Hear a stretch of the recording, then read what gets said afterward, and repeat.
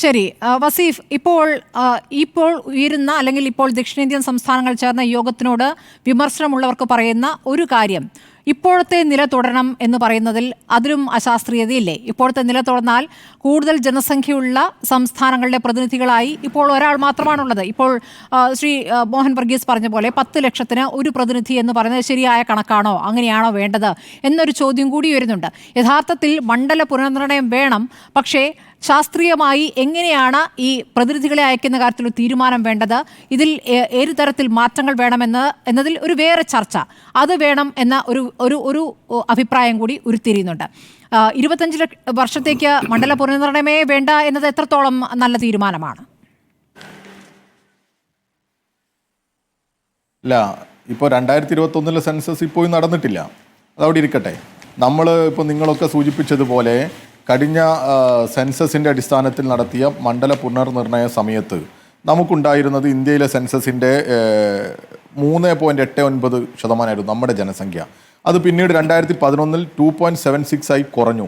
ഇപ്പോഴാണെങ്കിൽ ഇന്ത്യയുടെ പെർസെൻറ്റേജ് എടുത്ത് നോക്കുമ്പോൾ വീണ്ടും കുറയാനാണ് സാധ്യത.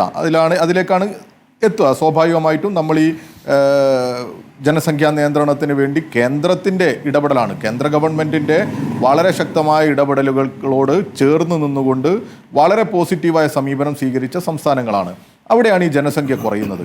അപ്പോഴാണ് ഇവിടെ പറയുന്നത് പോലെ നമ്മുടെ വികസനത്തിന് ആവശ്യമായ, നമ്മുടെ GDPക്ക് അനുസൃതമായ ഇവിടെ നിന്ന് പിരിച്ചു കൊണ്ടുപോകുന്ന പണത്തിൻ്റെ വിഹിതം പോലും ഇങ്ങോട്ട് തരാത്ത സാഹചര്യം ഇപ്പോൾ ഇവിടെ സൂചിപ്പിച്ചത് കൊണ്ട് ഞാൻ അതിൻ്റെ ഭാഗമായിട്ട് പറയാം. 280 കോടി രൂപയാണ് കഴിഞ്ഞ 2022 വിദ്യാഭ്യാസത്തിൽ, അതും SSKക്ക് മാത്രം കൊടുക്കാനുള്ളത്. അതിന് തൊട്ടടുത്ത വർഷം കൊടുക്കാനുള്ളത് 513 കോടിയായി ഈ തവണ കൊടുക്കാനുള്ളത്. 2023-24 1 രൂപ പോലും കൊടുത്തിട്ടില്ല. മൊത്തം 794 കോടി രൂപ കേരളത്തിലെ വിദ്യാഭ്യാസ രംഗത്ത് ചെലവഴിക്കേണ്ട പണം കേന്ദ്ര ഗവൺമെൻറ് തന്നിട്ടില്ല. ഇത് ഇവിടെ മാത്രമല്ല, ഞങ്ങളൊരു പരിപാടി യൂത്ത് ലിറ്ററേച്ചർ ഫെസ്റ്റിവൽ സംഘടിപ്പിച്ചപ്പോൾ അതിൽ കനിമൊഴി വന്ന് പ്രസംഗിച്ചിരുന്നു. വളരെ വൈകാരികമായിട്ടാണ് പറഞ്ഞത്, അവർക്കും ഇതുപോലെ വിദ്യാഭ്യാസത്തിനുള്ള പണം പോലും കേന്ദ്ര ഗവൺമെൻറ് കൊടുക്കുന്നില്ല എന്നുള്ളത്. അതായത് ഇവിടെ നിന്ന് നികുതി കൃത്യമായി വാങ്ങി പോകുന്നുണ്ട്, എന്നാൽ ആ നികുതി ഇങ്ങ് വിഹിതം വെക്കുന്ന സമയത്ത് വിഭജിച്ച് തരേണ്ട നികുതിയുടെ ഒരു വലിയ ശതമാനവും ഇവരാഗ്രഹിക്കുന്നിടത്തേക്ക് കൊണ്ടുപോകുന്ന സമ്പത്തിൻ്റെ കേന്ദ്രീകരണം BJP ആഗ്രഹിക്കുന്ന സംസ്ഥാനങ്ങളിലേക്ക് എത്തിക്കുന്നു എന്നുള്ളത് നമ്മളിവിടെ കണ്ടു.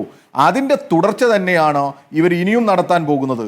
ഇപ്പോൾ നമ്മുടെ കയ്യിലൊക്കെ ഉള്ള ഒരു കണക്കുണ്ട്. ഇവർ 543 തന്നെ നിലനിർത്തിക്കൊണ്ട് ഇവർ ഈ സീറ്റ് അങ്ങ് വിഭജിക്കുകയാണെങ്കിൽ 80 സീറ്റുള്ള UPയിൽ അവരെത്രയാക്കും? 11 സീറ്റ് വർദ്ധിപ്പിച്ച് 91 ആക്കും. അപ്പോൾ തമിഴ്നാടിൽ 39 ഉണ്ടാകുന്നത് അവർ 31ലേക്ക് കുറക്കും. ഇവിടെ കേരളത്തിൽ 20 ഉള്ളത് 12ലേക്ക് കുറക്കും. അങ്ങനെ 543 വിഭജിക്കുക എന്നുള്ളതാണ് അവരുടെ ഒരു തന്ത്രം. അവരിപ്പോ നേരത്തെ പറഞ്ഞതുപോലെ പുതിയ ലോകസഭയുടെ ഇപ്പോൾ പറയുന്നത് അല്ല, കുറക്കില്ല, അങ്ങനെ അവിടെ കൂട്ടും. പക്ഷേ അപ്പോൾ ഈ അമിത്ഷായൊക്കെ നമുക്കറിയാലോ, മക്കളുടെ സ്നേഹമില്ല, മക്കളോട് സ്നേഹമുള്ളവരാണ് ഇടപെടുന്നതെന്നൊക്കെ BJP-കാരൻ പറയുമ്പോൾ അമിത്ഷായുടെ മക്കളുടെ സ്നേഹമൊക്കെ നമ്മൾ കണ്ടത്. ഞാൻ അതിലേക്കൊന്നും പോകുന്നില്ല. പറയുകയാണെങ്കിൽ തീർത്ത് പറയാനുണ്ട് ഷാജി, അതിലൊന്നും ഒരു തർക്കവും വേണ്ട, നിങ്ങളുടെ മക്കളെ സ്നേഹമൊക്കെ. അപ്പോൾ ഇവിടെ നിങ്ങൾ 848 ആക്കുകയാണെങ്കിൽ എന്തായിരിക്കും സംഭവം? 80 സീറ്റുള്ള UP 143 സീറ്റിലേക്ക് പോകും. അപ്പോഴും നമുക്ക് ഒരു വർധനവും ഉണ്ടാവില്ല. നമ്മൾ 20 എന്നുള്ളത് 20 തന്നെ നിൽക്കും. തമിഴ്നാടോ 39 എന്നുള്ളത് 49. പക്ഷേ ഇതൊരു പേഴ്സൻറ്റേജ് കണക്കെടുക്കുമ്പോൾ അനുപാതത്തിലേക്ക് പോകുമ്പോൾ ഒരു വലിയ കുറവ്, നമ്മളുടെ ഒരു വാദം, നമ്മളുടെ ശബ്ദം പാർലമെന്റിനകത്ത് കുറയുന്ന സാഹചര്യം ഉണ്ടാകും. അതായത് BJPക്ക് നിയന്ത്രിക്കാൻ പറ്റുന്നവരായി രാജ്യത്തെ ഭൂരിഭാഗം MP-മാരും മാറും. BJP ആഗ്രഹിക്കുന്നിടത്തേക്ക് എത്തും. നമുക്ക് തന്നെ അതിൻ്റെ കണക്കുകൾ നമ്മുടെ മുമ്പിലുണ്ട്. കഴിഞ്ഞ ലോകസഭയിൽ ഉണ്ടായിരുന്ന 303 നിന്ന് BJP 240ലേക്ക് പോകുന്ന അനുഭവം നമ്മുടെ മുമ്പിലുണ്ട്. ആ സാഹചര്യത്തിൽ അവരെ സഹായിച്ച ആന്ധ്രയും ബീഹാറും ഒക്കെയാണ്. അങ്ങനെയാണ് ഇവർ എത്തുന്നത്. UPയിൽ പോലും ഇവർ തകർന്നിട്ടും ഇവർക്ക് എത്ര സീറ്റുണ്ട്? ഇവർക്ക് വീണ്ടും 36 സീറ്റുണ്ട്. അതിന് മുൻപ് ഇവർക്ക് 62 സീറ്റുണ്ട്.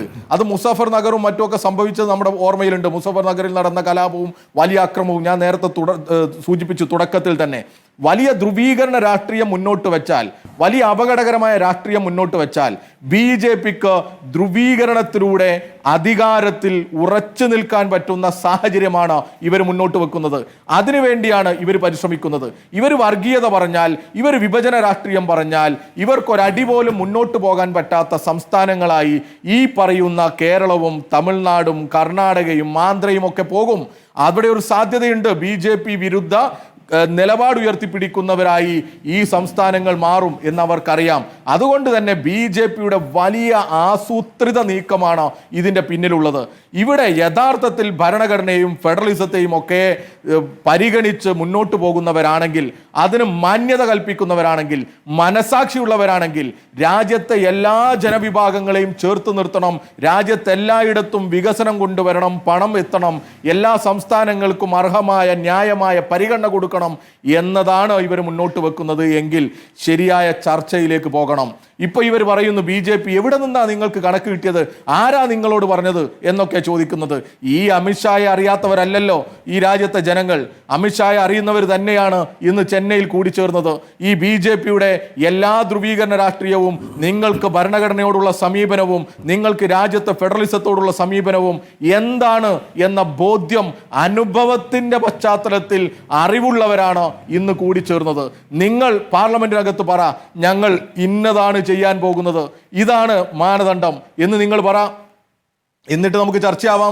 നിങ്ങൾ ഈ ആശങ്കയുള്ള സംസ്ഥാനങ്ങൾ ഇവിടെ ഉറപ്പ് നൽകുമ്പോൾ നമ്മുടെ മുന്നിൽ ഇപ്പോഴുള്ള അനുഭവം ഈ മണ്ഡല പുനർനിർണയത്തിലേക്ക് കടക്കുന്നത് മാത്രമല്ല, കേന്ദ്ര നികുതികൾ വീതം വെക്കുന്നതിലാണ്. ആ അനുഭവം ഇപ്പോൾ നമ്മൾ അതുമായി ബന്ധപ്പെട്ടുള്ള പ്രതികരണങ്ങൾ വന്നുകൊണ്ടിരിക്കുകയാണ്. വസിഫ് പറഞ്ഞതും അതാണ്.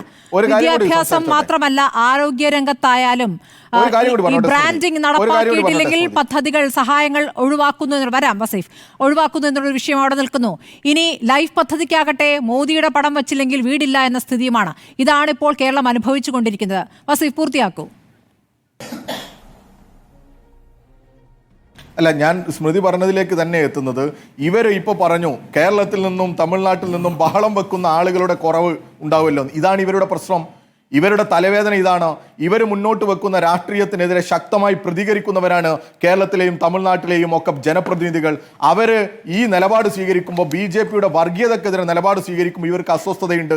എന്നാൽ കേരളത്തിൽ നിന്ന് പോയി ഒരാൾ, അദ്ദേഹം അവിടെ എന്തൊക്കെയാണ് ചെയ്യുന്നത്, അദ്ദേഹത്തിന് അവിടെ നടക്കുന്ന കാര്യങ്ങളെക്കുറിച്ച് വല്ല നിശ്ചയമുണ്ടോ, വല്ല സ്വാധീനമുണ്ടോ എന്നുള്ളത് കേരളത്തിലെ ജനങ്ങൾ ഇപ്പോൾ മനസ്സിലാക്കിക്കൊണ്ടിരിക്കുക. പിന്നെയല്ലേ ഷാജി പറഞ്ഞിട്ട് നമ്മൾ വിശ്വാസത്തിലെടുക്കേണ്ടത്. ഇവരൊന്നും പറഞ്ഞാൽ കേരളത്തിലെ BJPയുടെ ഏത് നേതാക്കന്മാർ പറഞ്ഞാലാണ് കേന്ദ്രത്തിൽ ഇരിക്കുന്നവർ കേൾക്കുക.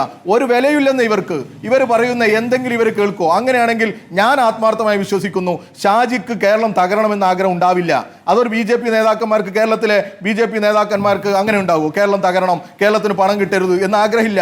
ഇവരും ചിലപ്പോൾ ആത്മാർത്ഥമായി ആഗ്രഹിക്കുന്നുണ്ടാവും, പണം കൊണ്ടുവരണം, കേരളത്തിലേക്ക് പണം കിട്ടണം, വികസനം വരണം എന്നൊക്കെ. പക്ഷെ ഇവരൊന്നും അവർ മൈൻഡേ ഇല്ലെന്നേ. ഇവര് ഈ കേരളത്തിലെ BJP നേതാക്കന്മാരെ മൈൻഡേ ഇല്ല. അതാ ഞാൻ പറഞ്ഞത്.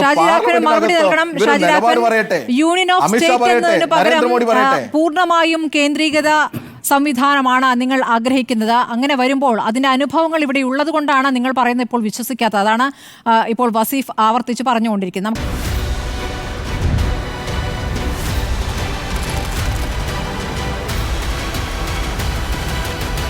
ഡിബേറ്റ് വിത്ത് സ്മൃതി പരുത്തിക്കാട്.